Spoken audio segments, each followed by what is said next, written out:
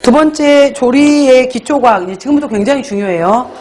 식품 속에 물 보시면은 우리도 처음 나오는 게 항상 물이에요. 아까 제가 말했던 것처럼 물, 열 이랬잖아요. 그래서 나온 것처럼 첫 번째 1번에 물의 성질 나와 있고요.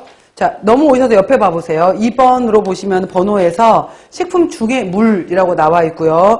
3번 물과 용액이라고 나와 있죠. 그래서 물에 대한 내용, 그 다음에 물과 더불어서 이 과정에서 졸겔, 정말 중요해요. 졸겔 문제 꼭 나오는 거거든요. 졸겔 굉장히 중요하고요. 그 다음 물 나왔고, 조리를 할 때 우리가 이제 계량을 해야 될 거 아니에요. 그래서 조리 조작 방법 중에 계량법이 뭐가 있는지, 그 다음에 씻는 거, 담금, 썰기, 혼합 및 교반, 압착, 여과, 냉각, 냉장, 동결, 해동 이런 조리와 관련된 내용들이 나오고요.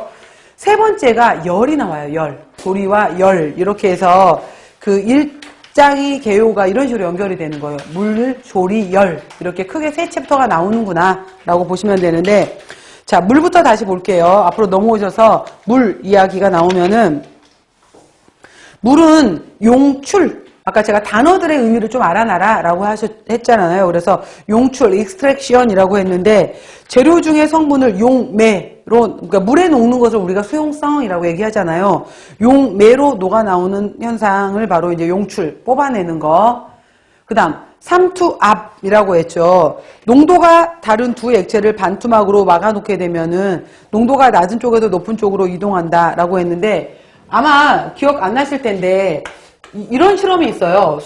수조에다가, 투명한 수조에다가 반투막을 이렇게 이제 꽂아놓고 나서 이쪽에 해당이 되는 데는 예를 들어서 여긴 소금물, 맹물 이렇게 넣어놔요. 근데 그러면은 소금물 같은 경우에는 예를 들어서 20% 소금물을 만들었고 맹물이니까 0%일 거 아니야. 근데 여기는 반투막이라고 했는데, 반투막은 그러니까 용매는, 용질은 이동을 하지 못하고 용매만 이동을 하는 거예요. 안에는 물만 이동을 하게 돼. 그러면은 우리가 이걸 헷갈릴 때, 저는 이제 삼투압을 이야기할 때 이거 굉장히 중요한 개념인데 막 헷갈리잖아. 그럴 때 저는 생각하는 개념이 뭐냐면은, 우리가 배추가 배추잎이 있게 되는 거고 바깥에 우리가 소금을 뿌리잖아요. 그러면은 소금이 있고 배추가 있었을 때 물이 어디에서 어디로 빠져요? 배추에 있는 물이 바깥으로 빠지잖아. 그럼 배추에 있는 물이 바깥으로 빠진단 말이에요. 삼투, 그럼 배추는 저농도였고 소금은 고농도였잖아. 그러니까 쉽게 생각해. 배추에 있는 물이 밖으로 빠지지. 그러니까 삼투는 어디에서 어디로 빠지는 거예요? 저에서 고로 빠진다 하면 돼요. 그래서 여기 저에 있었던 물들이 이 소금 쪽으로 물로 이동하기 시작해요. 그래서 1시간이 지났다라고 하게 되면 소금물의 농도는 이렇게 높아져 있고 맹물의 농도는 이렇게 낮아져 있게 돼요. 이런 식으로 이제 두 가지가 발생되는 원리를 우리가 삼투압의 원리 이렇게 얘기를 해요. 농도에 따라서 움직이는 걸. 그랬을 때 삼투압 이거 개념보다는 더 쉽게, 그래, 배추에 소금을 뿌리지 배추 안에 있는 물이 빠져나오잖아. 그러니까 배추는 저농도, 바깥쪽에 소금은 고농도, 저에서 고로 빠져나오네. 이렇게 정확하게 기억을 했는데, 저에서 고로 빠져나오게 되는 거.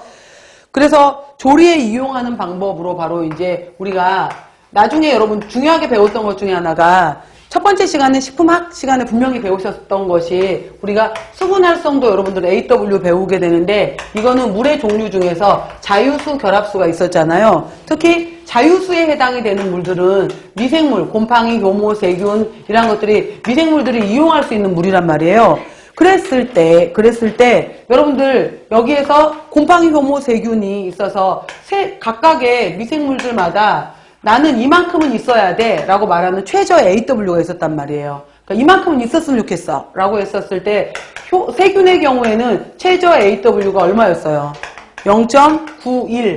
그러니까 얘는 0.91, 그 AW의 범위를 우리가 0부터 1까지라고 봤었을 때, 세균의 경우에는 나는 0.91 이상은 돼야지 나는 증식하겠어 이 말이에요. 그러니까 나는 이거 여기까지가 내가 살 수 있는 최저 한계선이야 이거인 거고, 효모인 경우에는 이거보다 조금 더 낮은 0.88까지 버틸 수 있어요.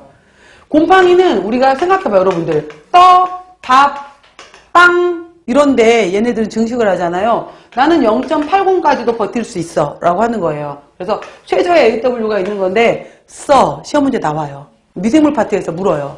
미생물 문제로 해서 최저 AW의 순서가 옳게 된 것은 이렇게 묻던지 아니면은 최저 AW가 큰 거라고 묻게 되면 누구부터 들어와야 돼요?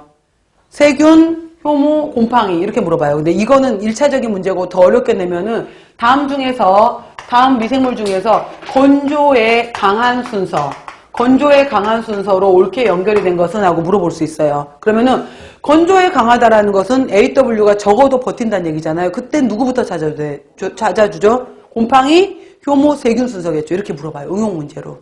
그래서 바로 이제 곰팡이, 효모, 세균 이런 게 있었고 미생물이 이용할 수 있는 물인데 이 물을 빼버리면 돼. 빼버리면 미생물 지금 여기서 0.8, 0.88, 0.91 그랬잖아요. 그래서 AW에 해당이 되는 거를 0.7 아래로만 줄여버려도 얘네가 증식을 잘 못해요. 그러니까 미생물이 이용할 수 있는 물을 빼버리겠다. 무엇으로? 소금을 이용해서 빼버리겠다. 무엇으로? 설탕을 이용해서 빼버리겠다. 라고 해서 염장법, 당장법이라고 하는 거예요. 그래서 예를 들어서 여러분들 그거 알잖아. 안동 강고등어 같은 경우에 원래 이제 이렇게 있게 되면은 경북 지역에서 안동은 내륙으로 들어간단 말이에요. 이쪽에 해당이 되는 데가 영덕이라든지 포항이야. 그러니까 영덕 포항에서 지금은 뭐 버스로 한 2시간 자가용